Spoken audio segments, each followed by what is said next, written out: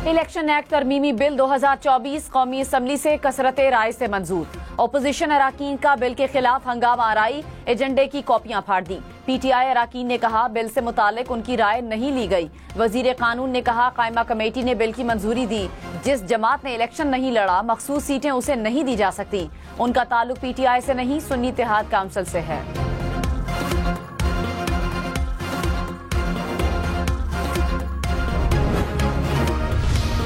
Election act तरमीमी bill के मुताबिक मखसूस नशस्तों के लिए मुकर्ररा वक्त में फहरिस्त जमा कराना लाजिम।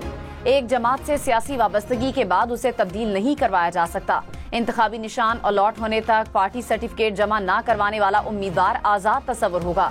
कोई सियासी जमात मुकर्ररा मुद्दत के अंदर मखसूस नशस्तों के लिए अपनी फहरिस्त जमा करवाने में नाकाम रहती है तो वो मखसूस नशस्तों के कोटे के लिए अहल नहीं होगी।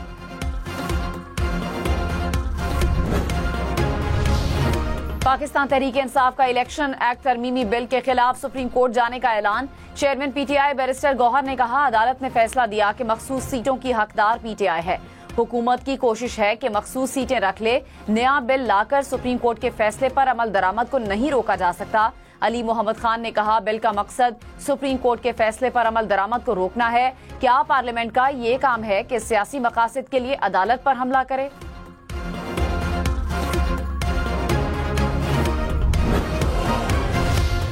बिलाल अजरकियानी ने कहा मखसूस सीटें उसी जमात को दी जाएंगी जिसने इलेक्शन लड़ा हो। कायमा कमेटी से मंजूरी के बाद आज बिल कौमी असम्बली से पास हुआ। मखसूस नशस्तों से मुतालिक बिल को मजीद वाज़े किया गया। बिल को सेनेट में पेश किया जाएगा। सेनेट से पास होने के बाद कानून बन जाएगा। पीपल्स पार्टी की रहनुमा शाजिया मरी ने कहा 9 मई को होने वाली दहशतगर्दी से पीटीआई दामन झाड़ रही है। अगर 9 मई आपने नहीं किया तो फिर मुलव्विस अफराद की सजाओं का मुतालिबा करें। 9 मई के वाकयात में मुलव्विस लोगों को सजा मिलनी चाहिए। डिजिटल दहशतगर्दी अब हम बर्दाश्त नहीं करेंगे। पाकिस्तान में इस्तेहकाम के लिए हर कीमत अदा करेंगे। नफरत, तकसीम, तबाही और बर्बादी फैलाने वाले मुहिब्बे वतन नहीं हो सकते। कहते हैं कि लड़की की उम्र निकल जाए तो उसके रिश्ते नहीं आते। सियासत में भी रिश्ते आना बंद हो जाते हैं अगर सही वक्त पर सही फैसले ना किए जाएं। हमारी भी कौमी असम्बली में फारूक सत्तार के खिताब में रिश्तों और उम्रों का तस्करा। ईवान में कहकहे बिखर गए। फारूक सत्तार ने कहा लड़की की उम्र निकल जाए तो रिश्ते नहीं आते। अगर अराकीने पार्लियामेंट भी सही वक्त पर फैसला न करें तो फिर वक्त हाथ नहीं आता। ज्यादातर अराकीन की उम्रें 60-70 साल हो गई हैं। कादिर पटेल ने कहा डॉक्टर साहब अपनी उम्र का भी जिक्र करें, जिस पर फारूक सत्तार ने मुस्कुराते हुए जवाब दिया हमारी उम्रें अभी 70 साल नहीं हुई।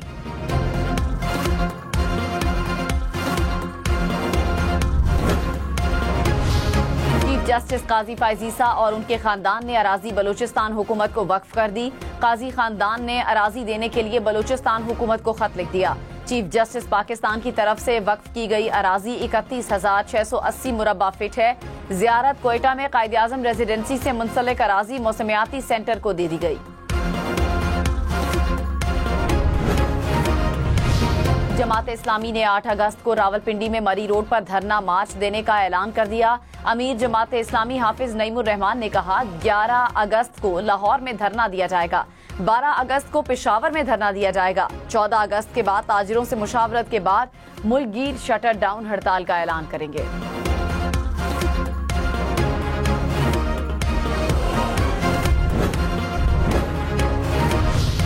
वजीर खजाना मोहम्मद औरंगजेब ने कहा खैरात से मुल्क नहीं चल सकता, टैक्स हर हाल में देना होगा, प्राइवेट सेक्टर को आगे लाना होगा। रवा माह के इख्तिताम तक IMF एग्जीक्यूटिव बोर्ड से स्टाफ लेवल मुआहिदे की मंजूरी हो जाएगी। अक्टूबर में IMF और वर्ल्ड बैंक से क्लाइमेट फाइनेंसिंग के लिए बातचीत की जाएगी। पाकिस्तान मौसमियाती तब्दीली से मुतासरा ममालिक की फहरिस्त में शामिल है। पाकिस्तान में आबादी का बम फट चुका। मौसमियाती तब्दीली के असरात से बचने के साथ साथ आबादी कंट्रोल करने के लिए इक़दाम करना होंगे।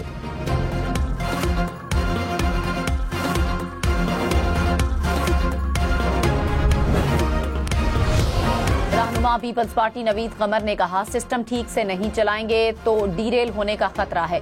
तमाम स्टेक होल्डर्स को एतमाद में लेकर मुल्की फैसले करने चाहिए। पीपल्स पार्टी हुकूमत को सपोर्ट कर रही है ताकि सिस्टम चलता रहे। पीपल्स पार्टी कभी भी बातचीत से पीछे नहीं हटी। पीटीआई को अपने मौकफ में लचक दिखानी पड़ेगी। रऊफ हसन की दरखास्त जमानत मंजूर। एटीसी ने 2 लाख रुपए मचलकों के एवज रऊफ हसन की दरखास्त जमानत मंजूर कर ली।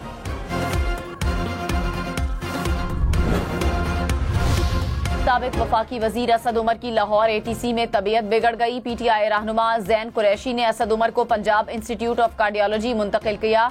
डॉक्टर्स के मुताबिक असद उमर की ईसीजी रिपोर्ट ठीक है। ब्लड प्रेशर अचानक कम होने से उनकी तबीयत बिगड़ गई थी।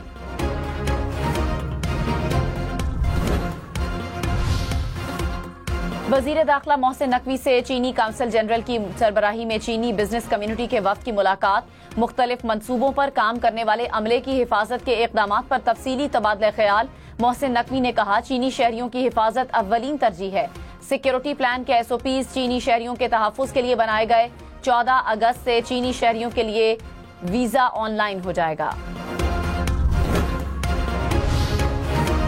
वजीर आला पंजाब मरियम नवाज की ई-बाइक प्रोजेक्ट में किस्त कम से कम मुकर्रर करने की हिदायत। कहा, पंजाब को भी दुनिया की तरह इलेक्ट्रिक ट्रांसपोर्ट पर मुंतकिल करना चाहते हैं। ई-बाइक्स की फराहमी का मंसूबा तलबा के लिए आसानियां पैदा करेगा। मंसूबे से स्मॉग और माहौलियाती आलूदगी में कमी आएगी। कॉलेजेस और यूनिवर्सिटीज में सोलराइज्ड चार्जिंग स्टेशंस कायम किए जाएंगे। हुकूमत सिंध का कराची में बस अड्डों को शहर से बाहर मुंतकिल करने का फैसला। वजीर ट्रांसपोर्ट सिंध शर्जील इनाम मेमन की जेर सदारत आला सतह का इजलास। कहा, वजीर ट्रांसपोर्ट शर्जील मेमन ने कहा, मुसाफिरों के लिए पुराने बस अड्डों से मुफ्त में शटल सर्विस चलाई जाएगी। कोशिश है मुसाफिरों को किसी भी किस्म की तकलीफ या परेशानी का सामना न करना पड़े। शटल सर्विस 14 अगस्त से शुरू की जाएगी।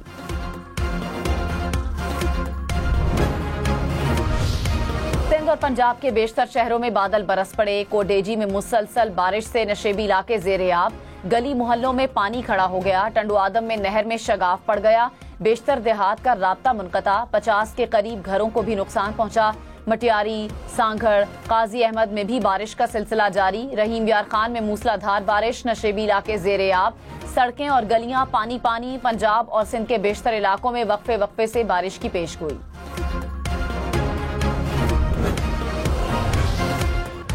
कराची में सुबह सवेरे बादल बरस पड़े। शहर के मुख्तलिफ इलाकों में बारिश। IH चुंदरीगर रोड, टावर और जैनब मार्केट के अतराफ हल्की बारिश।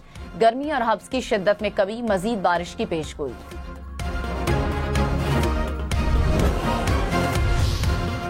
बालाकोट में हालिया सैलाबी रैले में बह जाने वाले महानरी पुल की दोबारा तनसीब शुरू। लोहे का मटीरियल महानरी पहुंचा दिया गया। नेशनल हाईवे अथॉरिटी और FWO के इंजीनियर्स ने पुल की तनसीब का काम शुरू कर दिया। वजीर तवानाई ओवैस लगारी ने कहा, बिजली की कीमतों में कमी के लिए महंगे पावर प्लांट बंद कर देंगे। दरामदी कोयले के बजाय बिजली मकामी कोयले से बनाएंगे। कैपेसिटी पेमेंट पर 39 अरब रुपए खर्च होते हैं। गर्मियों में 2 घंटे लोड शेडिंग कर लें तो 39 अरब रुपए की बचत हो सकती है। गौहर एजाज को कैपेसिटी पेमेंट के मसले की समझ ही नहीं। ओवैस लगारी से MQM वफ्द की मुलाकात। बिजली के मसाइल पर बातचीत।